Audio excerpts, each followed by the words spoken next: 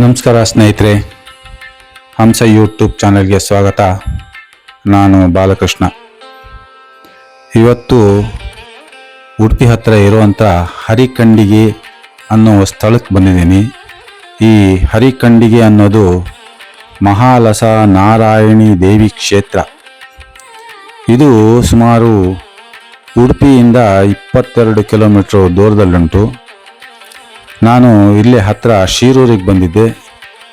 ಅಲ್ಲಿ ಒಬ್ಬರು ನನಗೆ ಸಿಕ್ಕಿ ಹೇಳಿದರು, ಒಬ್ಬರು ಗುರ್ತದವರು ಪೈಗಳು, ಇಲ್ಲೇ ಹತ್ತಿರದಲ್ಲಿ ಹರಿಕಂಡಿಗೆ ದೇವಸ್ಥಾನ ಒಂದುಂಟು, ಅಲ್ಲಿಗೆ ಕೂಡ ಹೋಗಿ ವಿಡಿಯೋ ಮಾಡಿ ಅಂತ. ಹಾಗಾಗಿ ಅಲ್ಲಿಗೆ ನಾನು ಇವತ್ತು ಬಂದಿದ್ದೇನೆ. ಹೊರಗಿಂದ ನೋಡಿದರೆ ಅರಮನೆಗೆ ಬಂದ ಹಾಗೆ ನನಗೆ ಅನ್ನಿಸ್ತಾ ಉಂಟು. ಅಷ್ಟು ದೊಡ್ಡದಾದ ಒಂದು ಎದುರು ಗೇಟು, ಅಂದದ ಒಂದು ದ್ವಾರ, ದೂರದಲ್ಲಿ ಎಷ್ಟು ದೂರದವರೆಗೂ ನೋಡ್ತಾ ಇದ್ದರೆ ಕಾಣ್ತದೆ ನಿಮಗೆ ಒಂದು ದ್ವಾರ. ಆ ದ್ವಾರದಲ್ಲಿ ಕೂಡ ಒಂದು ಮೂರ್ತಿ ಉಂಟು ನೋಡಿ, ನಾರಾಯಣಿ ದೇವಿಯ ಒಂದು ಮೂರ್ತಿ. ಇದು ಜಾಸ್ತಿ ವರ್ಷ ಏನೂ ಆಗಲಿಲ್ಲ, ಒಂದು ದಶಕದ ಹಿಂದೆ ನಿರ್ಮಾಣ ಆಗಿತ್ತು ಅಂತ ಹೇಳಿದರು ದೂರದಿಂದವರೆಗೂ ನೋಡಿ. ಆದರೆ ದಟ್ಟವಾದ ಕಾಡಿನ ಮಧ್ಯೆ ಇರುವಂಥ ಈ ದೇವಸ್ಥಾನ ಎಷ್ಟು ಚಂದವಾಗಿ ಕಟ್ಟಿದ್ದಾರೆ. ಇತ್ತೀಚೆಗೆ ನಿರ್ಮಾಣ ಆದಾಗೆ ಕಾಣ್ತದೆ, ಅಷ್ಟು ಚಂದವಾಗಿ ಕಾಣ್ತಾ ಉಂಟು. ರೋಡಿನ ಆಚೆ ಈಚೆ ಆ ಲೈಟ್ ಕಂಬಗಳು ನೋಡಿ, ಅರಮನೆಯಲ್ಲಿ ಇದ್ದ ಹಾಗೆ ಅದನ್ನು ನಿರ್ಮಾಣ ಮಾಡಿದ್ದಾರೆ. ಸುತ್ತಲೂ ಕಾಡು, ದಟ್ಟವಾದ ಕಾಡು. ನಾನು ಬರ್ತಾ ಇದ್ದೀನಿ ಸುಮಾರು ಮಧ್ಯಾಹ್ನ 12 ಗಂಟೆ. ಇಷ್ಟೊತ್ತು ನನಗೆ ಯಾವ ಮನುಷ್ಯರು ಇಲ್ಲಿ ಕಾಣಲಿಲ್ಲ. ಹೋಗ್ತಾ ಇದ್ದೇನೆ ನಾನು ಕೂಡ. ಆಚೆ ಈಚೆ ಸುಂದರವಾದ ಉದ್ಯಾನವನ ಮಾಡಿದ್ದಾರೆ. ಎಷ್ಟು ಚಂದದ ಉದ್ಯಾನವನ ಅಂದರೆ ಅಲ್ಲಿ ಇಲ್ಲದೆ ಇರುವಂಥ ಗಿಡಗಳೇ ಇಲ್ಲದೆ ಇರ್ಬೋದು, ಅಷ್ಟು ಗಿಡಗಳನ್ನು ಹಾಕಿದ್ದಾರೆ. ಅದರ ಆಚೆ ಕೂಡ ಈಚೆ ಕೂಡ ಬಹಳ ದಟ್ಟವಾದ ಕಾಡು. ಮೊದಲೇ ಇದು ಚಿಕ್ಕ ಒಂದು ಗುಡಿಯಾಗಿತ್ತಂತೆ. ಮತ್ತು ಸುರೇಶ್ ಜಿ ಪೈ ಅವರು, ಆ ಗುರುಗಳು ಈ ದೇವಸ್ಥಾನವನ್ನು ನಿರ್ಮಾಣ ಮಾಡಿದ್ರು ಅಂತ ಇಲ್ಲಿ ಅವರು ಹೇಳಿದರು. ಭಾಳ ಚಂದವಾಗಿ ಕಟ್ಟಿದ್ದಾರೆ. ಇಲ್ಲೊಂದು ನಾರಾಯಣಿ ತೀರ್ಥ ಉಂಟು, ನೋಡುವ ಆ ತೀರ್ಥ ಹೇಗುಂಟು ಅಂತ. ಇದು ಬಹುಶಃ ಮೇಲಿಂದ ಕಾಣ್ತಾ ಉಂಟು, ಮೇಲಿಂದ ನೋಡುವ. ಅಲ್ಲಿ ಏನೋ ಬಹಳ ಚಂದದ ಒಂದು ವಿಗ್ರಹವನ್ನು ನಿಲ್ಲಿಸಿದ್ದಾರೆ. ನಾನು ಕೂಡ ಇದೇ ಶುರು ಬರ್ತಾ ಇರುವಂಥದ್ದು. ನೋಡಿದರೆ ಬಹಳ ಕಾಡಿನ ಮಧ್ಯೆ ಒಂದು ತೀರ್ಥಕೆರೆ, ಸುತ್ತಲೂ ಗಿಡ ಮರಗಳು. ಈ ಬೇಸಿಗೆಯಲ್ಲಿ ಕೂಡ ಅಷ್ಟೊಂದು ಹಸೂರಾಗಿ ಕಾಣ್ತಾ ಉಂಟು. ಕೆರೆಯಲ್ಲಿ ಅಷ್ಟೊಂದು ನೀರಿದ್ದಾಗೆ ಕಾಣ್ತಾ ಇಲ್ಲ. ಬೇಸಿಗೆ ಕಾಲ, ಬಹಳ ಬಿರು ಬೇಸಿಗೆ. ನೋಡುವ ಮುಂದೆ ಅಲ್ಲಿ ನೋಡಲಿಕ್ಕೆ ಸಿಗ್ತದ ಅಂತ ನೋಡ್ತೇನೆ. ಮುಂದೆ ಹೋಗಿ ಕೂಡ ನೋಡುವ. ನಾನು ಮತ್ತೆ ಪುನಃ ಮುಂದೆ ಹೋದೆ. ಮುಂದೆ ಹೋದರೂ ಕೂಡ ಬಹಳ ಚಂದದ ಆ ಉದ್ಯಾನವನ ನೋಡೋದೇ ಒಂದು ಖುಷಿಯಾಯಿತು. ಬಹಳ ಚಂದದ ಉದ್ಯಾನವನ ಮಾಡಿದ್ದಾರೆ ನೋಡಿ. ಇಲ್ಲೊಂದು ಬ್ರಿಡ್ಜಿನ ಥರ ಮಾಡಿದ್ದಾರೆ. ಮುಂದೆ ಏನೋ ಒಂದು 4 ಪಿಲ್ಲರಿನ ಮೇಲೆ ಏನೋ ಒಂದು ಮಂಟಪದ ಹಾಗೆ ಉಂಟು. ಏನು ಅಂತ ನನಗೂ ಕೂಡ ಗೊತ್ತಿಲ್ಲ. ನೋಡುವ, ಇದನ್ನೆಲ್ಲ ನಾನು ನಿಮಗೆ ತೋರಿಸ್ತೇನೆ. ಸುತ್ತಲೂ ಕಾಡು, ಬಹಳ ಇಷ್ಟ ಆಯಿತು.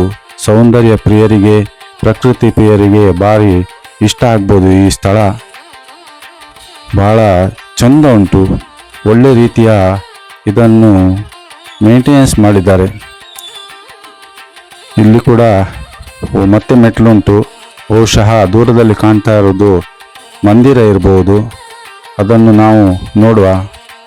ಈಗ ಇದು ಏನು, ಇಲ್ಲಿ ಒಂದು ದ್ವಾರ ಉಂಟು. ಬಹುಶಃ ಉದ್ಯಾನವನಕ್ಕೆ ಹೋಗುವಂಥ ದಾರಿ ಇರ್ಬೋದು. ನೋಡುವ, ಇಲ್ಲಿ ಏನೋ ಒಂದು ಮಾಡಿನ ಕೆಳಗೆ ಒಂದು ಮೆಟ್ಲುಂಟು. ಹಾಗೆ ಇದು ನಾನು ಬಂದಂಥ ದಾರಿ ಹೇಗೆ ಕಾಣ್ತಾ ಉಂಟು ನೋಡಿ. ಇಷ್ಟೊತ್ತು ನನಗೆ ಒಬ್ಬರು ಮನುಷ್ಯರು ಕಣ್ಣಿಗೆ ಕಾಣಲಿಕ್ಕೆ ಸಿಗಲಿಲ್ಲ. ಯಾರನ್ನು ಕೇಳೋದು ಏನು ಅಂತಲೇ ಗೊತ್ತಾಗದೆ ನಾನು ಒಬ್ಬನೇ ಹೋಗ್ತಾ ಇದ್ದೇನೆ. ನೋಡುವ, ಇಲ್ಲಿ ಒಂದು ಏನೋ ಮಂದಿರ ಇದ್ದಾಗಿ ಕಾಣ್ತಾ ಉಂಟು. ಬಾಗಿಲು ಹಾಕಿದ್ದಾರೆ. ಅದು ನೋಡಲಿಕ್ಕೆ ಸಿಗಲಿಲ್ಲ. ಹಾಗೆ ನಾನು ಮುಂದೆ ಇಳಿದು ಹೋದೆ. ನೋಡುವಾಗ ಆ ಮೇಲಿಂದ ನೋಡಿದಂಥ ಕೆರೆ ಈಗ ನಾನು ನಿಮಗೆ ಎದುರಿಂದ ತೋರಿಸ್ತೇನೆ. ಬಹುಶಃ ಅದು ಸಮುದ್ರ ಮಂಥನ ಮಾಡುವಂಥ ಒಂದು ದೃಶ್ಯ ಇರಬಹುದು. ದೇವತೆಗಳು ಮತ್ತು ರಾಕ್ಷಸರು ಸಮುದ್ರ ಮಂಥನ ಮಾಡುವಾಗ ನೋಡಿ ಸಿಕ್ಕಿದ ಅಮೃತವನ್ನು ಆ ದೇವಿ ಹೆಗಲ ಮೇಲೆ ಹೊತ್ಕೊಂಡು ನಿಂತಿದ್ದಾಳೆ. ಕೈಯಲ್ಲಿ ಒಂದು ಗದೆ ಉಂಟು. ಆಚೆ ಈಚೆ ದೇವತೆಗಳು ರಾಕ್ಷಸರು ಅದನ್ನು ನನಗೆ ಕೊಡು ಅಂತ ಕೇಳುವಂಥ ದೃಶ್ಯ ಕಾಣ್ತಾ ಉಂಟು. ನೋಡುವ ಅದೇನು ಅಂತ ನನಗೂ ಕೂಡ ಗೊತ್ತಿಲ್ಲ. ನಾನು ಇದರ ಇತಿಹಾಸವನ್ನು ನನ್ನ ಡಿಸ್ಕ್ರಿಪ್ಷನ್ ಬಾಕ್ಸ್ನಲ್ಲಿ ಹಾಕಿರ್ತೇನೆ. ಆಸಕ್ತಿ ಉಳ್ಳವರು ಅದನ್ನು ಓದ್ಬೋದು. ನೋಡಿದರೆ ಹಾಗೆ ಕಾಣ್ತದೆ. ಇದು ಬಹುಶಃ ವಿಷ್ಣು ಆ ಮೋಹಿನಿ ರೂಪ ತಾಳಿರ್ಬೋದು ಅಂತ. ಸಮುದ್ರ ಮಂಥನ ಮಾಡುವಾಗ ಬಂದ ಅಮೃತವನ್ನು ರಾಕ್ಷಸರಿಗೆ ಸಿಕ್ಕಬಾರ್ದು ಅಂತ ಮೋಹಿನಿ ರೂಪ ತಾಳಿದ್ದಾಳೆ ಅಂತ ಅನ್ನಿಸ್ತಾ ಉಂಟು. ನೋಡುವ, ನಾವು ಮುಂದೆ ಏನುಂಟು ಅಂತ ನೋಡ್ಕೊಂಡು ಹೋಗುವ. ಭಾಳ ಚಂದದ ದೇವಸ್ಥಾನ. ಇಂಥ ಕಾಡಿನ ಮಧ್ಯೆ ಇಷ್ಟು ಚಂದದ ದೇವಸ್ಥಾನವನ್ನು ನಿರ್ಮಾಣ ಮಾಡಿದ್ದಾರೆ. ಇದು ಏನು ಅಂತ ಗೊತ್ತಾಗ್ತಾ ಇಲ್ಲ. ಎಲ್ಲ ಸುತ್ತಾಕಿಕೊಂಡು ಬರುವ, ಮತ್ತೇನು ಅಂತ ನೋಡುವ. ಈಗ ನಾವು ಮೆಟ್ಲತ್ತಿ ಮುಂದೆ ಹೋಗುವ. ಎದುರಲ್ಲಿ ಒಂದು ತುಳಸಿ ಬೃಂದಾವನ ಕಾಣ್ತಾ ಉಂಟು. ಮತ್ತೆ ಕೂಡ ಅದೇ ಥರ ಒಂದು ರಸ್ತೆ ತುಂಬ ಚಂದವಾಗಿ ನಿರ್ಮಾಣ ಮಾಡಿದ್ದಾರೆ. ಅಡಿಕೆ, ತೆಂಗು, ಮಾವು, ಹಲವು ಥರದ ಹಣ್ಣಿನ ಗಿಡಗಳನ್ನು ಕೂಡ ನೆಟ್ಟಿದ್ದಾರೆ. ತುಂಬ ಥರದ ಕ್ರೋಟನ್ಸು, ಎಂತೆಂಥ ಗಿಡಗಳು ಉಂಟು. ಒಂದು 2-3 ಗಂಟೆ ಆದರೂ ಬೇಕು ಇದನ್ನು ಸುತ್ತಾಡಲಿಕ್ಕೆ. ಇಲ್ಲಿ ಮೇಲೆ ಹತ್ತಿ ಹೋಗಲಿಕ್ಕೆ ಉಂಟು. ಮೇಲೆ ಹತ್ತಿ ಹೋದರೆ ಮಂದಿರ ಓಪನ್ ಆಗಿ ಇದ್ದಾಗೆ ಕಾಣ್ತಾ ಉಂಟು. ನೋಡುವ, ಯಾರು ಇಷ್ಟೊತ್ತು ಸಿಕ್ಕಲಿಲ್ಲ ನನಗೆ, ಯಾರನ್ನೂ ಕೇಳಲಿಲ್ಲ. ಸೀದಾ ನನ್ನಷ್ಟಕ್ಕೆ ನಾನು ಬರ್ತಾ ಇದ್ದೇನೆ. ಭಾಳ ಚಂದದ ಒಂದು ಮಂದಿರ. ನಿಶಬ್ದ ತಂಪಾದ ಗಾಳಿ ಬೀಸ್ತಾ ಉಂಟು ಈ ಬೇಸಿಗೆಯಲ್ಲಿ ಕೂಡ.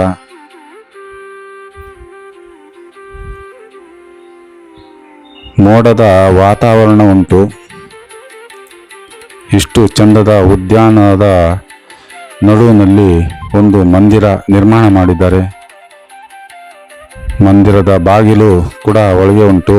ಮೂಲ ಶ್ರೀಮತ್ ಮಹಾಲಾಸ ನಾರಾಯಣಿ ವಿಜಯತೆ ಅಂತ ಬೋರ್ಡ್ ಹಾಕಿದ್ದಾರೆ. ಆಚೆ ಈಚೆ ಜಯ ವಿಜಯರು, ದೊಡ್ಡದಾದ ಹೆಬ್ಬಾಗಿಲು. ಹೋಗುವ, ನಾವು ಕೂಡ ದೇವಸ್ಥಾನದ ಒಳಗೆ ಹೋಗುವ. ಯಾರಿದ್ದಾರೆ ಅಂತ ಗೊತ್ತಿಲ್ಲ.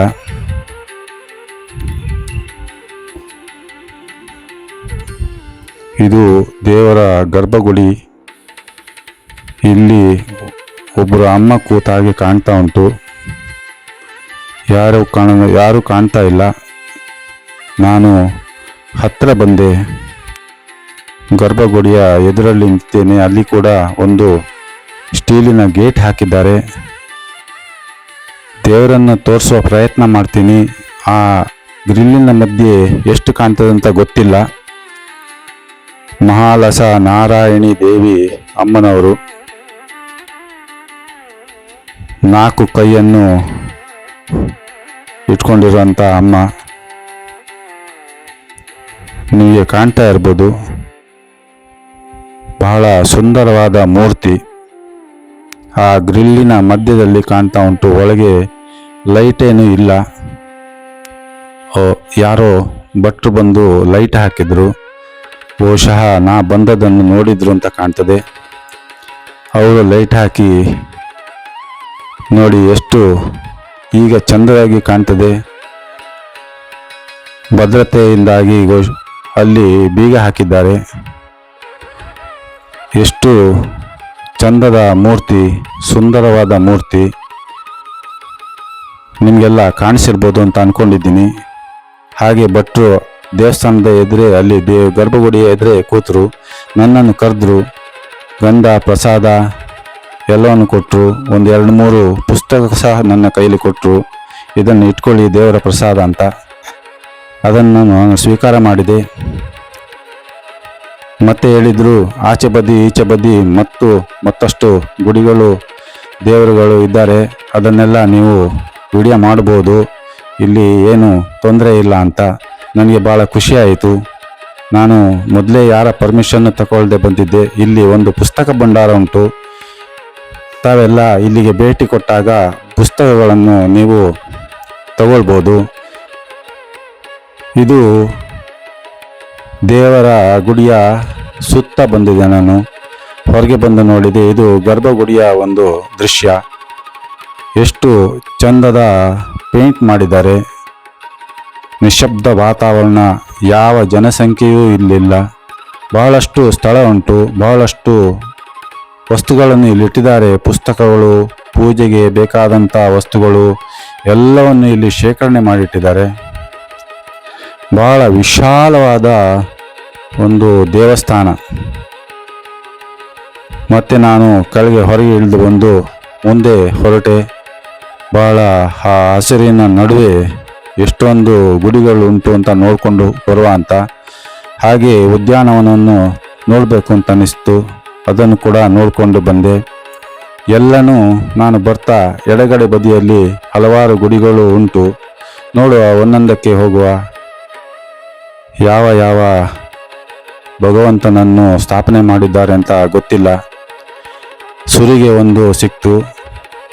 ಅದರೊಳಗೆ ನಾನು ಈಗ ಹೋಗ್ತಾ ಇದ್ದೇನೆ. ಇದು ಈಶ್ವರನ ಲಿಂಗ. ಈಶ್ವರನ ಲಿಂಗವನ್ನು ಇಲ್ಲಿ ಸ್ಥಾಪನೆ ಮಾಡಿದ್ದಾರೆ. ಹೂವೆಲ್ಲ ಹಾಕಿ ಪೂಜೆ ಮಾಡಿ ಬಾಗಿಲು ಹಾಕಿಟ್ಟಿದ್ದಾರೆ. ಆ ಗ್ರಿಲ್ಲಿನ ನಡುವೆನೇ ನಾವು ನೋಡಬೇಕಾಗಿದೆ. ನೋಡಿದ್ರಲ್ಲ ಸ್ನೇಹಿತರೆ. ಹಾಗೆ ಇದಕ್ಕೆ ಕೂಡ ಒಂದು ಸುತ್ತು ಬರ್ಬೋದು. ನಾವು ಕೂಡ ಒಂದು ಸುತ್ತು ಬರುವ. ಈಗ ಮಳೆ ಇಲ್ಲದೆ ಆ ಗಿಡಗಳೆಲ್ಲ ಸ್ವಲ್ಪ ಒಣಗ್ತಾ ಬಂದಿದೆ. ಇಲ್ಲಿ ನೋಡ್ಕೊಳ್ಳೋರು ಕೂಡ ಬಹಳ ಕಮ್ಮಿ ಇದ್ದಾರೆ ಅಂತ ಅನ್ನಿಸ್ತಾ ಉಂಟು. ಯಾರು ಇಲ್ಲಿ ಮನುಷ್ಯರ ಸುಳಿವೇ ಇಲ್ಲ. ಒಳಗೆ ಪೂಜೆ ಮಾಡೋ ಭಟ್ರು ಬಿಟ್ಟು ಮತ್ತೊಬ್ಬರು ಅಜ್ಜಿ ಇದ್ದಾರೆ. ಅವರನ್ನು ಬಿಟ್ಟರೆ ಬೇರೆ ಯಾರು ಕೂಡ ಇಲ್ಲಿ ಕಾಣಿಸ್ಲಿಲ್ಲ. ನಾನು ದೇವರಿಗೆ ಒಂದು ಸುತ್ತ ಹಾಕಿ ಮತ್ತೆ ಕೆಳಗೆ ಇಳಿದೆ. ಮತ್ತೆ ನೋಡುವಾಗ ಮತ್ತೆ ಪುನಃ ಅದೇ ಹಸಿರು, ಅದೇ ನನ್ನನ್ನು ಆಕರ್ಷಣೆ ಮಾಡಿತು.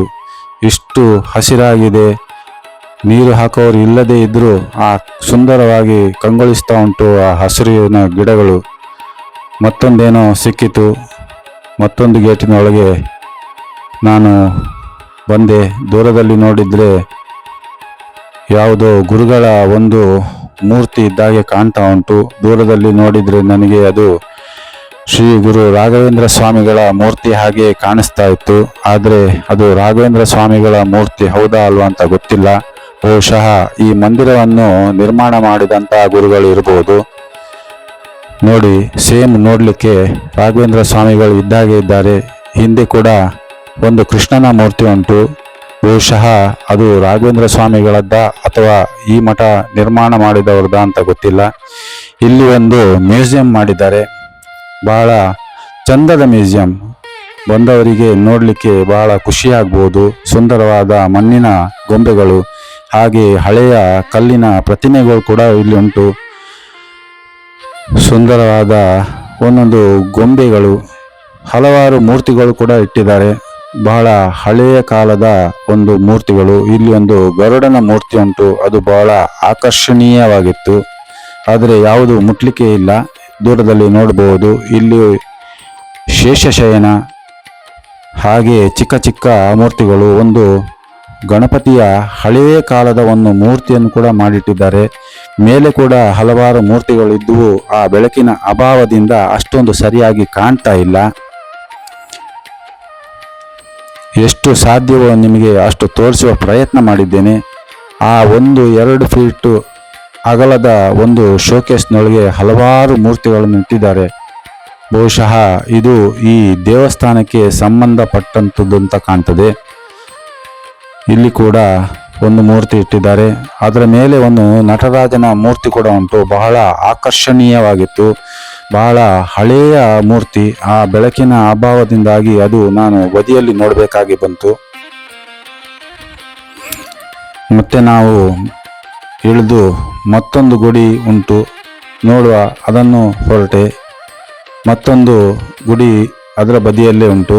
ಅಲ್ಲಿ ಕೂಡ ಮಹಾಗಣಪತಿ ಮತ್ತು ಮಹಾಲಿಂಗೇಶ್ವರ ಆ ಎರಡು ಮೂರ್ತಿಯನ್ನು ಕೂಡ ಇಲ್ಲಿ ಇಟ್ಟಿದ್ದಾರೆ. ಬದಿಯಲ್ಲಿ ದೀಪ ಹಚ್ಚಿಟ್ಟಿದ್ದಾರೆ. ಅಲ್ಲಿ ಕೂಡ ಎಲ್ಲ ಗುಡಿಗಳಿಗೆ ಹಾಕಿದಾಗೆ ಇಲ್ಲಿ ಕೂಡ ಒಂದು ಸ್ಟೀಲ್ ಗೇಟನ್ನು ಹಾಕಿದ್ದಾರೆ.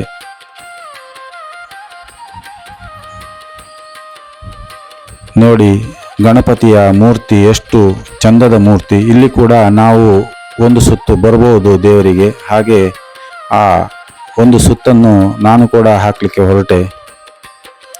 ಚಂದದ ಕಂಡಿ, ಬೆಳಕಿನ ವ್ಯವಸ್ಥೆ ಅಷ್ಟೊಂದಿಲ್ಲ, ಆದರೂ ನಾನು ನಿಮಗೆ ತೋರಿಸುವ ಪ್ರಯತ್ನ ಮಾಡ್ತಾ ಇದ್ದೇನೆ. ಸುಂದರವಾದ ಕಂಡಿ ನಿರ್ಮಾಣ ಮಾಡಿದ್ದಾರೆ. ವಿಶಾಲವಾದ ಒಂದು ದೇವಸ್ಥಾನದ ಆವರಣ ಬಹಳ ನಿಶ್ಶಬ್ದವಾಗುಂಟು.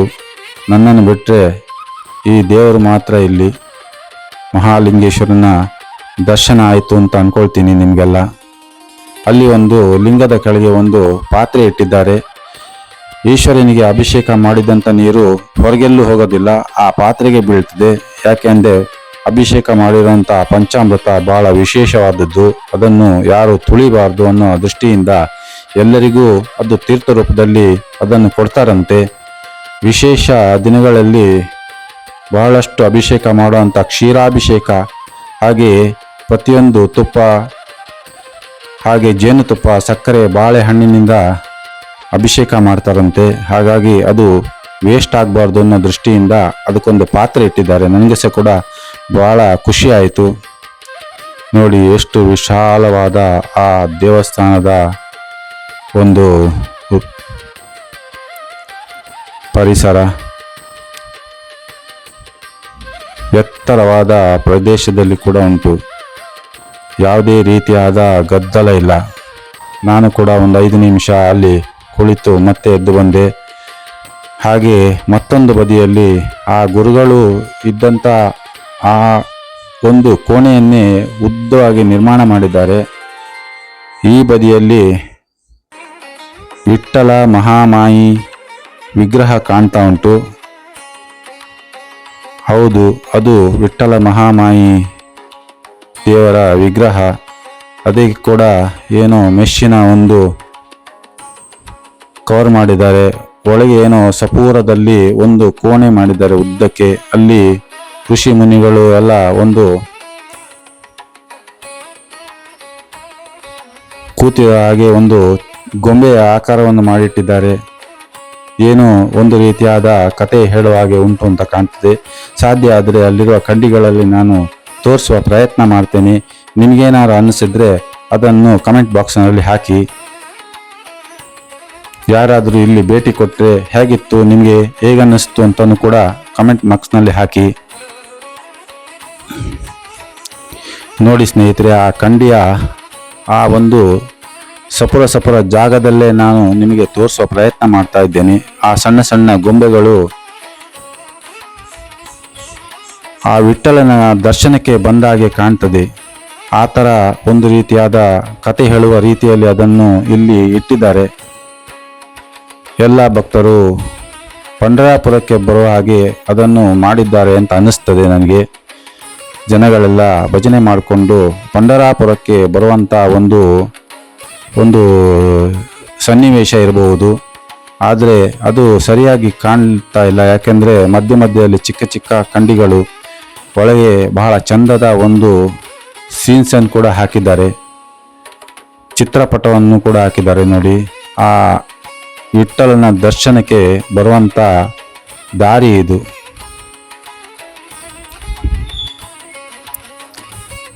ಮತ್ತೆ ಅದೇ ಮುಂದೆ ನಾನು ಹೋದೆ. ಹೋಗುವಾಗ ಮತ್ತೆ ಆ ಗುರುಗಳ ದರ್ಶನ ಕೂಡ ಆಯಿತು. ಹತ್ರದಿಂದ ನೋಡುವಂಥ ಭಾಗ್ಯ ನನಗೂ ಕೂಡ ಸಿಕ್ತು. ಹತ್ರದಿಂದ ನೋಡುವ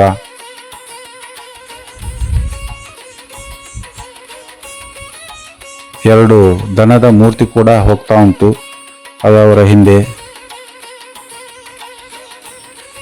ಮತ್ತೆ ಆ ಗುರುಗಳ ದರ್ಶನ.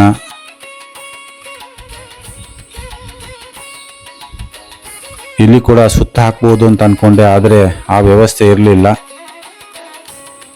ನಾನು ಬಂದ ದಾರಿಗೆ ಮತ್ತೆ ವಾಪಸ್ಸು ಹೊರಟೆ.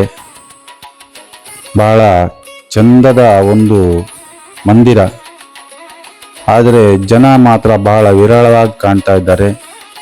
ಸ್ನೇಹಿತರೆ, ಈ ಜಾಗಕ್ಕೆ ಬಂದಾಗ ನೀವು ಇಲ್ಲಿಗೆ ಕೂಡ ಭೇಟಿ ಕೊಡಿ. ಎಷ್ಟು ಸುಂದರವಾದ ದೇವಸ್ಥಾನ ಇದು. ಕೇವಲ ಉಡುಪಿಯಿಂದ 22 ಕಿಲೋಮೀಟರ್ ದೂರ ಮಾತ್ರ ಉಂಟು.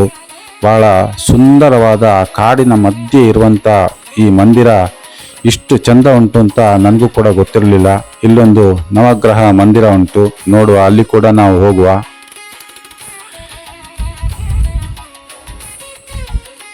ಬಹಳ ದೊಡ್ಡದಾದ ಕಾಡಿನ ಮಧ್ಯೆ ಇರುವಂಥ ಈ ದೇವಸ್ಥಾನ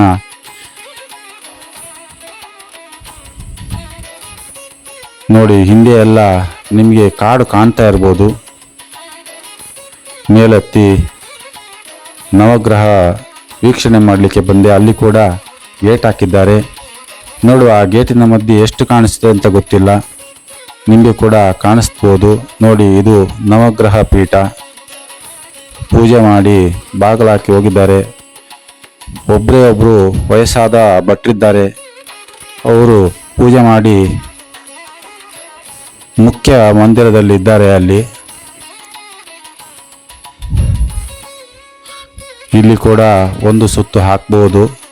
ಹೊರಗಿಂದನೇ ನಾನು ನವಗ್ರಹ ದೇವರಿಗೆ ಒಂದು ಸುತ್ತು ಹಾಕಿದೆ.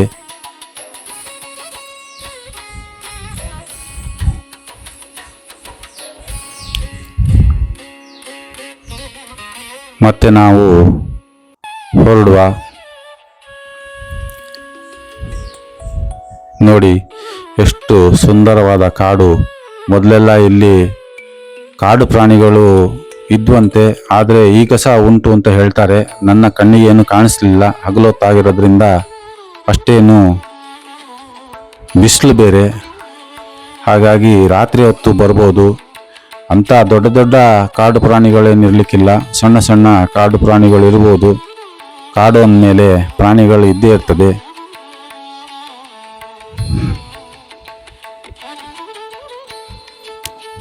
ಒಂದು ಸುಂದರವಾದ ಒಂದು ದೇವಸ್ಥಾನ ನಿರ್ಮಾಣ ಮಾಡಿದ್ದಾರೆ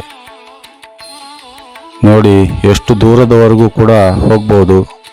ಸುಂದರವಾದ ಆ ಪರಿಸರದಲ್ಲಿರುವಂಥ ಈ ದೇವಸ್ಥಾನ. ಇಲ್ಲಿ ಬಾವಿಗೆ ಕೂಡ ಒಂದು ಚಂದದ ಮಂಟಪದ ಆಕಾರದಲ್ಲಿ ಮಾಡಿದ್ದಾರೆ ನೋಡಿ. ಇದು ಬಾವಿ, ಈ ಪ್ರದೇಶದಲ್ಲಿ ಇರುವಂಥ ಒಂದು ಬಾವಿ, ಸುಂದರವಾದ ಬಾವಿ. ಉದ್ಯಾನವನ ಬಹಳ ಚಂದ ಉಂಟು ನೋಡಲಿಕ್ಕೆ. ಈಗ ಬಿಸಿಲಿರೋದ್ರಿಂದ ನೀರಷ್ಟು ಸಾಕಾಗ್ತಾ ಇಲ್ಲ ಅಂತ ಕಾಣ್ತದೆ. ಯಾಕಂದರೆ ಗಿಡದ ಬುಡಗಳೆಲ್ಲ ಒಣಗಿದಾಗೆ ಅನಿಸಿತ್ತು. ಅದನ್ನು ನೋಡ್ಕೊಳ್ಳಿಕ್ಕೆ ತುಂಬ ಜನ ಕೂಡ ಬೇಕಾಗಬಹುದು. ಏನು ಮಾಡ್ತಾರೆ ಅಂತ ಸರಿಯಾದ ಮಾಹಿತಿ ಕೊಡಲಿಕ್ಕೆ ಇಲ್ಲಿ ಯಾರೂ ಇರಲಿಲ್ಲ. ನನ್ನಷ್ಟಕ್ಕೆ ನನಗೆ ಬೇಕಾದ ಅನ್ನಿಸಿದ್ದನ್ನು ನಾನು ಇಲ್ಲಿ ಚಿತ್ರಣ ಮಾಡಿಕೊಂಡು ಹಾಗೆ ಮುಂದಕ್ಕೆ ಹೋಗ್ತಾ ಇದ್ದೇನೆ. ಆದರೆ ನೋಡಲಿಕ್ಕೆ ಮಾತ್ರ ಬಹಳ ಸುಂದರ ಅನಿಸಿತು, ಬಹಳ ಪಾವಿತ್ರ್ಯತೆ ಉಂಟು ಅಂತ ಅನಿಸಿತು. ಮತ್ತೆ ನಾನು ಸುತ್ತಾಕಿಕೊಂಡು ಇಲ್ಲಿಗೆ ಬಂದೆ. ಅದೇ ಒಂದು ಗುಡಿಯ ಎದುರು ಕೂಡ ಬಂದೆ. ಒಂದು ಸುತ್ತು ನನಗೆ ನಿಮಗೆ ತೋರಿಸುವ ಅಂತ ಅನಿಸಿತು ನೋಡಿ. ಆ ಒಂದು ಸುತ್ತು ಬರ್ತಾ ಇದ್ದೇನೆ. ಮಧ್ಯದಲ್ಲಿ ನಿಂತಿದ್ದೇನೆ ನಾನೀಗ. ಮಂದಿರ ಕೂಡ ಕಾಣ್ತಾ ಉಂಟು. ಎಷ್ಟು ಸುಂದರವಾದ ಮಂದಿರ. ಮಂದಿರದಲ್ಲಿ ಪೂಜೆ ಆಗುವಂಥ ಶಬ್ದ ಕೇಳ್ತಾ ಉಂಟು. ನೋಡುವ, ನಾವು ಕೂಡ ಪೂಜೆಗೆ ಹೋಗುವ. ನಾನು ಹೋಗೋದ್ರೊಳಗೆ ಸಿಗ್ತದೆ ಇಲ್ವ ಅಂತ ಗೊತ್ತಿಲ್ಲ. ದೇವರಿಗೆ ಆರತಿ ಮಾಡ್ತಾ ಇರೋದು ನಿಮಗೆ ದೂರದಲ್ಲಿ ಕಾಣ್ತಾ ಇರಬಹುದು. ನಾನು ಮತ್ತೆ ಹೋಗುವ ಪ್ರಯತ್ನ ಮಾಡ್ತೇನೆ. ಹತ್ತಿರಕ್ಕೆ.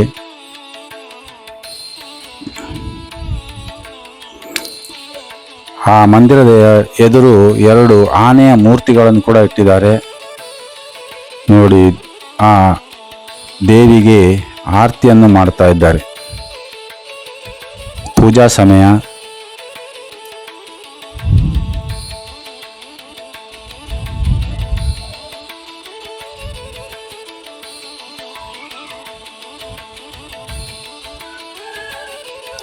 ನಾನು ಮಧ್ಯದಲ್ಲಿದ್ದೆ. ಹಾಗೆ ನನಗೆ ಪೂಜೆ ಸಿಗ್ತದಾ ಇಲ್ವಾ ಅಂತ ನಾನು ಅಂದ್ಕೊಂಡಿದ್ದೆ. ಆದರೂ ಹೋಗುವ ಪ್ರಯತ್ನ ಮಾಡ್ತೇನೆ.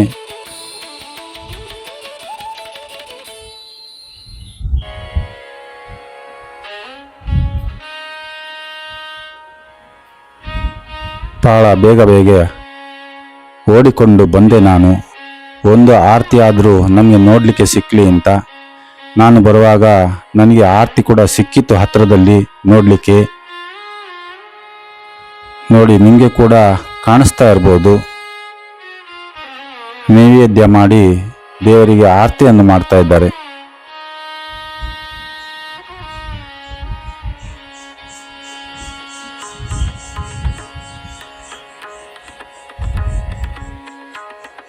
ಭದ್ರತೆ ದೃಷ್ಟಿಯಿಂದ ಆ ಹೊರಗಿನ ಗೇಟನ್ನು ಅವರು ಓಪನ್ ಮಾಡಲೇ ಇಲ್ಲ. ಒಳಬದಿಯಿಂದನೇ ಅವರು ದೇವರಿಗೆ ಪೂಜೆ ಮಾಡಿದರು.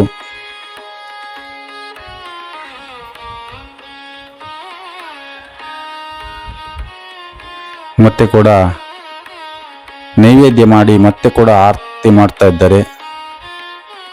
ಆ ಭಗವಂತ ಎಲ್ಲರಿಗೂ ಆಯುರಾರೋಗ್ಯ ಭಾಗ್ಯ ಅಷ್ಟೈಶ್ವರ್ಯವನ್ನು ಕರುಣಿಸಲಿ, ದೇಶ ಸುಭಿಕ್ಷವಾಗಲಿ ಅಂತ ನಾನು ಕೇಳ್ಕೊಂಡೆ ನಿಮ್ಮ ಪರವಾಗಿ.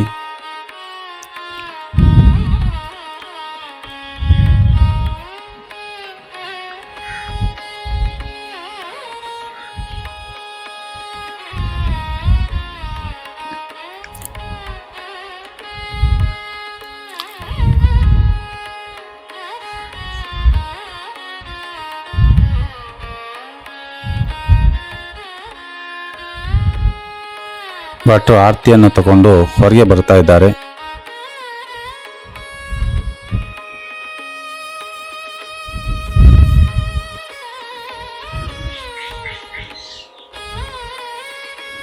ಈ ದೇವಸ್ಥಾನದ ಮೂಲ ಗೋವಾಕ್ಕೆ ಸೇರಿದರಂತೂ. ಗೋವಾದಲ್ಲಿ ಈ ದೇವಸ್ಥಾನದ ಮುಖ್ಯ ಒಂದು ದೇವಸ್ಥಾನ ಉಂಟು. ಅಲ್ಲಿ ಆ ಜಾಗಕ್ಕೆ ವರ್ಣ ಅಂತ ಹೆಸರು. ಮತ್ತೊಂದು ಸಾರಿ ಯಾವತ್ತಾದರೂ ನಾನು ಗೋವಾ ಕಡೆಗೆ ಹೋದಾಗ ಅಲ್ಲಿ ಕೂಡ ನಾನು ಆ ದೇವಸ್ಥಾನದ ಒಂದು ವಿಡಿಯೋನ ಮಾಡ್ತೀನಿ. ಈಗ ಇಲ್ಲಿಗೆ ನಾನು ಬಂದಿದ್ದೀನಿ. ನನಗೆ ಇಲ್ಲಿ ಬಂದ ಮೇಲೆ ಸಾಕಷ್ಟು ವಿಷಯ ಗೊತ್ತಾಯಿತು. ಈ ವಿಡಿಯೋದ ಇತಿಹಾಸವನ್ನು ನಾನು ನಿಮಗೆ ಡಿಸ್ಕ್ರಿಪ್ಷನ್ ಬಾಕ್ಸ್ನಲ್ಲಿ ಹಾಕಿರ್ತೀನಿ. ಆಸಕ್ತಿ ಉಳ್ಳವರು ಅದನ್ನು ಓದ್ಬೋದು. ಪೂರ್ತಿಯಾದ ಇತಿಹಾಸ ನಿಮಗೆ ಅಲ್ಲಿ ಓದಲಿಕ್ಕೆ ಸಿಗ್ತದೆ. ನೋಡಿ, ಇದು ಪೂಜೆ ಮುಗಿಸಿ ಹೊರಗೆ ಬರುವಾಗ ಆ ಮಂದಿರದ ಎದುರಲ್ಲಿರುವಂಥ 2 ಆನೆಗಳು ಎಷ್ಟು ಚಂದವಾಗಿ ಉಂಟು ನೋಡಿ. ಒಂದು ಹೂವಿನ ಮಾಲೆ ಹಿಡ್ಕೊಂಡಾಗೆ ಅದು ನಿಂತಿದೆ. ಈಗ ನಾವು ಮತ್ತೆ ವಾಪಸ್ ಹೋಗುವ. ಎದುರಲ್ಲಿ ಮತ್ತೊಂದು ಏನೋ ಆ ಮಂಟಪ ಕಾಣ್ತಾ ಉಂಟು. ಅಲ್ಲಿ ಏನು ಉಂಟು ಅಂತ ನನಗೆ ಕೂಡ ಗೊತ್ತಿಲ್ಲ.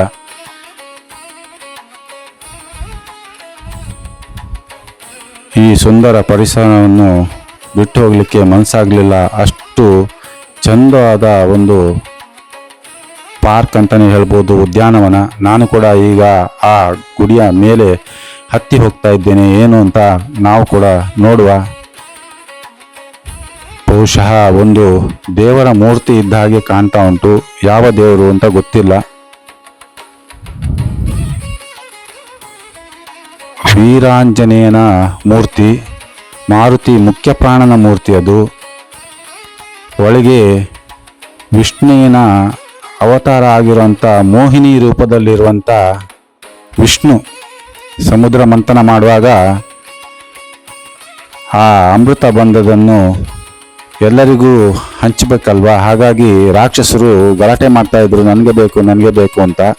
ಹಾಗಾಗಿ ವಿಷ್ಣು ಮೋಹಿನಿ ರೂಪ ತಾಳಿ ಬಂದು ರಾಹುವನ್ನು ಸಂಹಾರ ಮಾಡಿದ್ದು ಅಂತ ಇಲ್ಲಿ ಹೇಳಿದ್ರು ಭಟ್ರು. ಆ ಇತಿಹಾಸನ ಹೇಳ್ತದೆ. ನಾವೀಗ ಮತ್ತೆ ವಾಪಸ್ಸು ಬರ್ತಾ ಇದ್ದೇನೆ. ವಿಡಿಯೋ ನೋಡಿದ್ರಲ್ಲ ಸ್ನೇಹಿತರೆ, ವಿಡಿಯೋ ನಿಮಗೆ ಇಷ್ಟ ಆಯಿತು ಅಂತ ಅಂದ್ಕೊಳ್ತೀನಿ. ಇಷ್ಟ ಆದರೆ ಲೈಕ್ ಮಾಡಿ, ಶೇರ್ ಮಾಡಿ, ವಿಡಿಯೋ ನೋಡಿ ಸುಮ್ಮನಾಗಬೇಡಿ, ಸಬ್ಸ್ಕ್ರೈಬ್ ಮಾಡಿ. ಎಲ್ಲರೂ ಈ ದೇವಸ್ಥಾನಕ್ಕೆ ಬನ್ನಿ. ಬಹಳ ಅಂದವಾದ ದೇವಸ್ಥಾನ. ನಿಮ್ಮ ಬೆಂಬಲವೇ ನಮಗೆ ಶ್ರೀರಕ್ಷೆ. ಸಬ್ಸ್ಕ್ರೈಬ್ ಮಾಡೋದನ್ನು ಮರಿಬೇಡಿ. ಮುಂದಿನ ವಿಡಿಯೋದಲ್ಲಿ ಮತ್ತೊಮ್ಮೆ ಸಿಗ್ತೇನೆ. ಅಲ್ಲಿವರೆಗೂ ತಮಗೆಲ್ಲರಿಗೂ ನಮಸ್ಕಾರ ಸ್ನೇಹಿತರೆ.